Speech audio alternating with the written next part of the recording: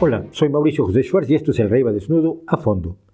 El dolor no es agradable. De hecho, debido a su propia historia evolutiva, el dolor es desagradable, porque con frecuencia es una alarma de un daño real a los tejidos del cuerpo o de una sensación emocional que describimos como análoga al dolor físico, como es la pérdida de un ser querido o una dura ruptura amorosa. Según la definición de la Asociación Internacional para el Estudio del Dolor, es una experiencia sensorial y emocional desagradable asociada con o similar a la asociada con un daño real o potencial a los tejidos.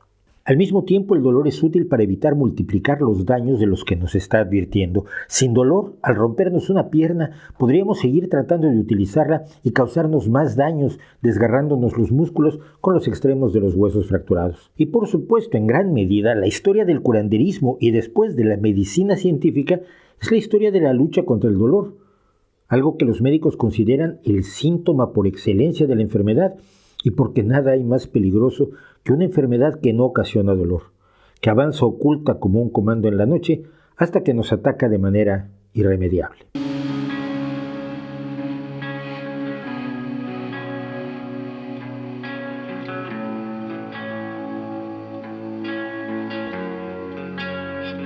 Dada esta función de una sensación que evolucionó para avisarnos que algo anda muy mal en nuestro cuerpo o emociones, ¿no resulta extraño que en el edificio de las creencias sobrenaturales inventadas por el ser humano, el dolor y la incomodidad en general se hayan interpretado como una condición más bien deseable? La idea es que los dioses, esos seres todopoderosos que lo saben todo y que son totalmente bondadosos, inexplicablemente disfrutan del dolor de sus criaturas como pequeños duendes sádicos. O, si no hay dioses, es el universo el que agradece y recompensa el sufrimiento, creando la idea de que el dolor debe infligirse o incluso autoinfligirse antes que aliviarse, que uno debe torturarse para alcanzar la gloria, el paraíso, el nirvana, o simplemente para conseguir que llueva. Se trata de uno de los aspectos más inquietantes y tóxicos de las creencias en lo sobrenatural, como lo podemos ver en la Semana Santa Católica, donde hordas de fervorosos creyentes se azotan con látigos, cuerdas, zarzas y otros implementos hasta provocarse intensas y dolorosas hemorragias. Rituales similares son en el Islam el Tadbir, que practican algunos musulmanes shia en el día de Ashura, el 10º mes de Muharram, autoflagelándose, o entre los hindús, entre quienes la práctica es atravesarse partes del cuerpo con varillas de hierro afiladas en el festival de Charak durante el mes de Vaishakh, entre abril y mayo, una práctica que entre los tamiles se conoce como Thai Pusam, y puede llevar a la gente a colgarse de ganchos introducidos en la piel, lo que recuerda a la danza del sol de los Lakota Sioux, popularizada en el film Un hombre llamado Caballo y que se sigue practicando hasta la actualidad. Mire usted, la vida está llena de dolor y en vez de rehuirlo, las religiones con frecuencia se lo apropian. La vida empieza con el dolor de parto, que judíos, cristianos y musulmanes creen que se debe al castigo divino porque Eva le hizo caso a una serpiente que hablaba y se comió una fruta prohibida de un árbol que Dios había puesto allí, sabiendo perfectamente que Adán y Eva acabarían mordisqueando sus frutos. Lo creen fervorosamente, aunque sepamos que el dolor de parto proviene de la reorganización de los órganos internos de la mujer en el proceso de bipedación que cambió el ángulo y la forma de la pelvis y del canal de parto. Esto redujo el ancho de este canal por el cual tiene que pasar una cría con la cabeza más grande. Esta cabeza más grande con la que nacemos los seres humanos se debe al proceso de neotenia, que es el desarrollo ralentizado del cuerpo, mientras que nuestro cerebro crece rápidamente antes y después del nacimiento, de modo que nacemos enormemente indefensos, pero en condiciones que favorecen el desarrollo intelectual. Una cabeza más grande y un canal de parto ahora en forma de S en lugar de ser recto provoca un parto más difícil y doloroso. Pero fue la evolución, no fue Jehová. A partir de que nacemos, el riesgo del dolor siempre está allí. Y los padres, salvo casos excepcionales de psicópatas, vivimos atentos a posibles signos de dolor de nuestras crías, especialmente cuando estas son demasiado pequeñas como para decir me duele aquí, o menos aún es un dolor agudo o sordo o intermitente. Pero las religiones se sustentan con enorme frecuencia en el dolor, y aquí perdonará usted que me salte la explicación detallada de que el tadbir o autoflagelación islámica se practica en memoria del martirio de Husayn ibn Ali, nieto del profeta Mahoma, o que no profundice en el significado de la danza del sol que sigue practicándose, decíamos, entre los Lakota Sioux de los Estados Unidos. Porque quiero hablar de la exaltación del dolor más extendida, aquella en la que creen en mayor o menor medida unos 2.400 millones de seres humanos, más del 30% de toda la población humana. El cristianismo en sus diversos sabores, presentaciones y variantes.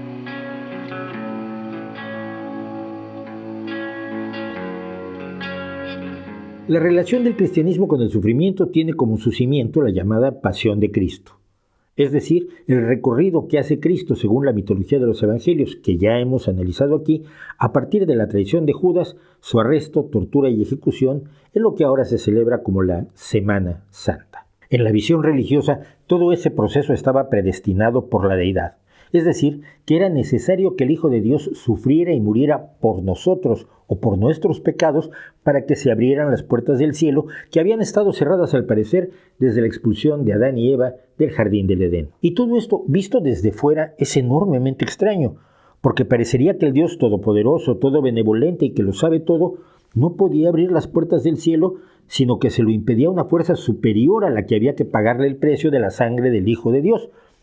Esto, por supuesto, contradice la idea misma de la omnipotencia del Dios cristiano. Por supuesto, esta apertura de las puertas del cielo significa que desde Adán y Eva hasta la muerte de Cristo, nadie, ninguno de todos los seres humanos que vivieron pudo ir al paraíso, por bueno, santo y noble que fuera. Lo que también pone en duda la benevolencia absoluta del Dios cristiano. Y por supuesto, cuidado, tal apertura de puertas no aparece en la Biblia, sino que es una doctrina posterior. Aquí hay que aclarar que la teología cristiana no se deriva únicamente de la Biblia, aunque el Nuevo Testamento sea su fuente esencial. Los 4 evangelios, los Hechos de los Apóstoles, las cartas supuestamente de San Pablo, San Pedro y Judas a la cristiandad originaria y el Apocalipsis, que se cuece totalmente aparte y del que algún día hablaremos. Pero sobre esta fuente se levantan multitud de interpretaciones, derivaciones, especulaciones e inspiraciones de los primeros jerarcas cristianos, los llamados padres o doctores de la Iglesia, que son más de 100, como San Agustín de Hipona o Gregorio Magno, que en los primeros 8 siglos sentaron las bases de la doctrina de la Iglesia, yendo mucho, mucho más allá de la Biblia. Así que resulta enormemente valioso y de agradecerse el sacrificio, el horriblemente sangrante sacrificio de Cristo del que nos hablan los evangelios y del que hay que repetirlo. No hay una sola fuente histórica. Nadie de sus contemporáneos, ni romano ni hebreo, escribió nada sobre Cristo y su sacrificio, y este mismo, por supuesto, tampoco dejó texto. Pero ajustándonos a los evangelios, sean o no ciertos, es en lo que creen, su destino fue terrorífico. Se le caló una corona de espinas como burla por proclamarse rey de los judíos, se le azotó con un flagelo, instrumento formado por un mango, y varias cadenas de hierro con pequeñas pesas que provocan un daño brutal en el preso. Se le hizo llevar su cruz y se le crucificó, una forma de ejecución especialmente brutal en la que la muerte podía tardar varios días en llegar por varios caminos, según los médicos, todos dolorosos y angustiantes. La exaltación de ese sufrimiento era un buen argumento, considerando que los primeros cristianos ciertamente fueron perseguidos primero por los reyes judíos como Herodes Agripa y después por los romanos, desde Nerón a partir del año 69 con el gran incendio de Roma y luego con las grandes persecuciones que vendrían a partir del año 249 cuando los cristianos empezaron a ser masacrados masivamente. Era buena política convencer a todos los cristianos de que si las persecuciones los tocaban y los convertían en mártires, pues no era tan malo. Primero, estaban imitando a Cristo, lo que los acercaba a Él, y segundo, su sacrificio los llevaría directo al cielo. Mientras más sufrieran, más cerca estarían de Dios. La idea tuvo éxito al grado de que muchos cristianos buscaran activamente el martirio como expresión máxima de su fe. De allí al sufrimiento como llave para entrar al paraíso, solo había un pequeño paso.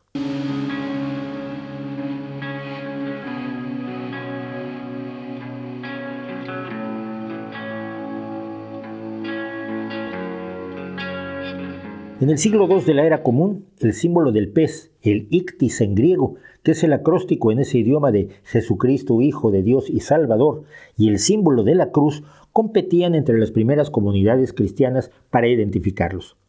Pero al paso del tiempo la cruz, que al principio era vista con desconfianza por tratarse precisamente de un método de ejecución aterrador, se fue imponiendo como el emblema de la nueva fe especialmente a partir de la conversión de Constantino.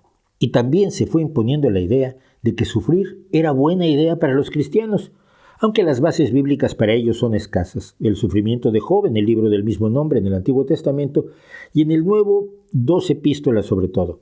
La segunda de Pablo a los Corintios que dice: me complazco en mis debilidades, en los oprobios, en las privaciones, en las persecuciones y en las angustias soportadas por amor de Cristo, porque cuando soy débil, entonces soy fuerte. Frase muy discutible, sin duda. Piénselo un momento. Cuando soy débil, entonces soy fuerte. Y tenemos también la primera epístola de Pedro, que dice: queridos míos, no se extrañen de la violencia que se ha desatado contra ustedes para ponerlos a prueba, como si les sucediera algo extraordinario. Alégrense en la medida en que puedan compartir los sufrimientos de Cristo. Así, cuando se manifieste su gloria, ustedes también desbordarán de gozo y de alegría. Hay que decir que, según los expertos, la epístola de Pedro no fue escrita por el apóstol Pedro, aunque así lo afirme en ella misma, sino que fue producida por alguien con mucha mayor preparación en retórica y en griego, y que la escribió hacia el año 81, cuando ya era un hecho la persecución de los cristianos. La adoración del dolor se emprendió con esos y otros pocos versículos y reinterpretando otros como el que dice que Dios tiene un propósito para todo y entonces tu sufrimiento, por horrendo que resulte, es parte del gran plan y por tanto le gusta a Dios.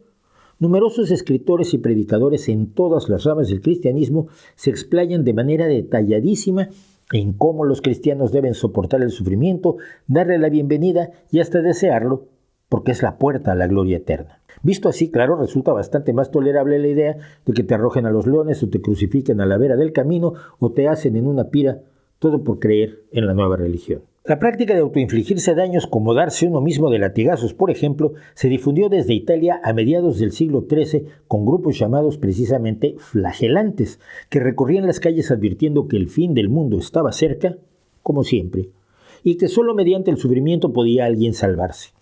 La presencia más destacada de los flagelantes en la historia se daría 100 años más tarde, cuando la peste negra azotó a Europa en sucesivas oleadas.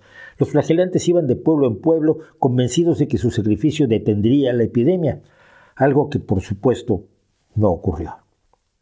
El camino fue largo, pero hacia el siglo XV ya se había establecido la idea del sufrimiento redentor, es decir, que el perdón de los pecados se podía obtener mediante incomodidades menores como pagar misas, hacer penitencia después de la confesión o ayunar, o aunque sea no comer carne los viernes y por supuesto no pecando. Pero era mucho más eficaz como detergente de pecados propios y ajenos el sufrimiento físico verdadero, que además era expresión de arrepentimiento y contrición por haber ofendido a Dios con nuestros pecados. La Iglesia, siempre presta a usar un buen eufemismo, lo llama la mortificación de la carne y, claro, decíamos, el sufrimiento redentor. Nada de esto sería posible sin el concepto inicial de que el ser humano es pecador por naturaleza, pecador desde que Dios inventó a la humanidad y pecador por siempre. Y mire, no es que la Iglesia no entendiera que el dolor es malo, que el sufrimiento puede ser terrible, si nos atenemos al hecho de que el Papa autorizó a la Santa Inquisición precisamente por esos años, en 1252, a torturar como procedimiento de interrogatorio de herejes. Y como lo sabe cualquiera, bajo tortura, todo ser humano es capaz de confesar absolutamente todo. Y confesaban.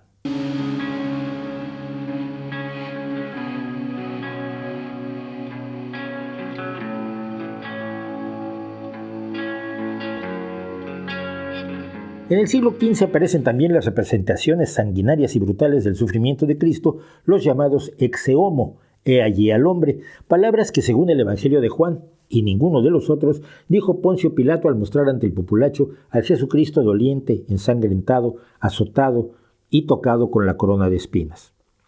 Las representaciones de Cristo, además con las heridas de la crucifixión, según los evangelios, orificios de clavos en manos y pies y la lanzada que supuestamente le asestaron en el costado, son representaciones llamadas misericordia, arma Christi o Cristo pensante, según ciertos detalles de la iconografía. Algunas de esas imágenes son verdaderamente inquietantes y al paso del tiempo adquirieron un realismo estremecedor.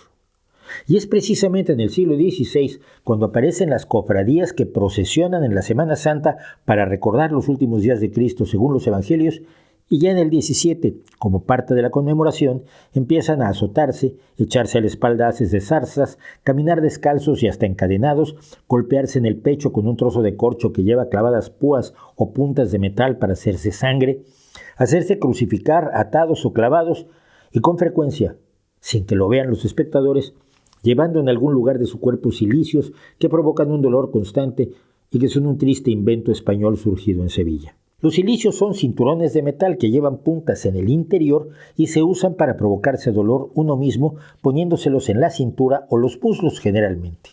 Y son de uso común, sí, en el siglo XXI por numerosos católicos, sobre todo en el Opus Dei, como ya contamos también en este canal. Una serie de episodios subrayan lo profunda y lo dañina que es la relación del cristianismo con el dolor. Y es que las medicinas precientíficas, además de ser poco útiles o nada, carecían de uno de los elementos clave para reducir el sufrimiento: la anestesia. Todo tipo de cirugías, amputaciones, extracciones dentales y demás procedimientos dolorosísimos se hacían a pelo, cuando mucho haciendo que el paciente bebiera algo de alcohol o un poco de opio para reducir levemente el dolor. Es obvio entonces que en 1846, cuando el dentista William Morton y el cirujano John Warren usaron por primera vez éter para anestesiar a un paciente mientras le retiraban un tumor de debajo de la quijada, el mundo se sintió animado a aplaudir. La cirugía sin dolor era posible. En las iglesias cristianas, sin embargo, aplaudieron bastante menos. Más bien se estrujaron las manos porque si el sufrimiento humano era inevitable y era parte del pago de la factura por comerse una fruta, lo que realmente implica intereses usurarios, eliminar el sufrimiento no iría contra los mandatos de Dios, no se molestaría a Dios. Y más aún, ¿qué pasaba contra una maldición directa como parirás a tus hijos con dolor? En este último caso, cuando la reina Victoria, jefa de la iglesia anglicana, pidió anestesia para el nacimiento de su octavo hijo, pensando quizás que ya había cubierto su parte al hacerlo con otros 7, el debate se disolvió. Después de todo, era muy difícil decirle al mundo que tenía que seguirse operando sin anestesia, por la gloria de Dios, y como en otros muchos casos, la cuestión práctica y de conservación del rebaño de los fieles se impuso por sobre el debate teológico en la iglesia cristiana. Pero esto no ha hecho desaparecer el dolor de su protagonismo teológico, como podría suponer uno. Una y otra vez, las distintas iglesias subrayan que el dolor es bueno, o al menos que hay un dolor bueno, que lo pone a uno en buena posición ante la deidad y en buena posición para alcanzar la gloria, y un dolor malo para el que, se permite tomar analgésicos y anestésicos, como lo estableció el Papa Pío XII en un discurso de 1957, en el que deja sin embargo abierto que, para un cristiano, el dolor no constituye un hecho puramente negativo, ya que por lo contrario va asociado a valores religiosos y morales elevados y puede ser querido o deseado, especialmente si es masoquista, aunque no es necesario serlo para convencerse de recibir dolor a cambio de la gloria. Y como ejemplo, para la cristianísima Agnes Gonche Boyaishiu, también conocida como Madre Teresa de Calcuta o la hiena albanesa, la cosa no era como para hacerle caso al Papa. Ella estaba convencida de que el sufrimiento le era grato a Dios, aunque no fuera el de ella. De modo que, como ya hemos contado aquí, en su moridero de Kolkata estaba prohibido darle analgésicos a los pobres diablos que caían en sus garras. En sus propias palabras, creo que es muy hermoso que los pobres acepten su destino, que lo compartan con la pasión de Cristo. Creo que el sufrimiento de los pobres está ayudando mucho al mundo. El de los pobres, claro, porque ella, no tan dada a sufrir, prefería atenderse en los más avanzados hospitales donde analgésicos y otras maravillas de la ciencia estaban accesibles sin más, como la Clínica Scripps de San Diego, el Hospital Birla o el notable Woodlands, ambos en la India, que ella visitó a lo largo de su vida. La Madre Teresa también promovía el sufrimiento al oponerse al reparto de condones en África, en lo cual coincidía con Juan Pablo II, ayudando a alimentar una de las más terribles epidemias de la historia humana, con un saldo de millones de muertes que siguen ocurriendo. Todavía, en 2023, unos 186,000 hombres y 196,000 mujeres murieron de SIDA en el África subsahariana. Y ya que hablamos de Juan Pablo II, no se puede olvidar que bastante al principio de su reinado en el Vaticano, en 1985, expidió una aterradora encíclica llamada Salvifica Doloris, donde, entre otras cosas, confirma que la Biblia está más allá de la bondad, el perdón o la solidaridad fraterna entre los seres humanos, que es lo que les gusta contar. La Sagrada Escritura es un gran libro sobre el sufrimiento. Escribe el Papa que en sus últimos días, según se cuenta, dormía sobre el frío suelo de mármol de su palacio en el Vaticano y se azotaba con un látigo temeroso de no poder llegar al cielo.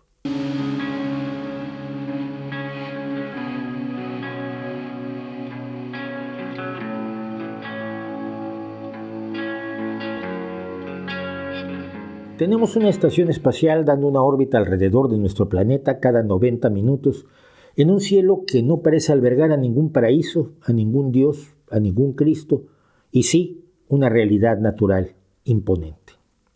Tenemos un conocimiento médico que ha derrotado a numerosas enfermedades que jamás se detuvieron con oraciones, con procesiones o con enfervorecidos flagelantes dejándose las espaldas como un despojo sangrante. Tenemos una ética que va dejando atrás las instituciones bárbaras que antes eran generalizadas en todo el planeta, como la esclavitud, el racismo, la sumisión de la mujer, la persecución de los heterosexuales, la tortura, la explotación o la pena de muerte. Pensamos en otro tipo de justicia del que había hace algunos cientos de años.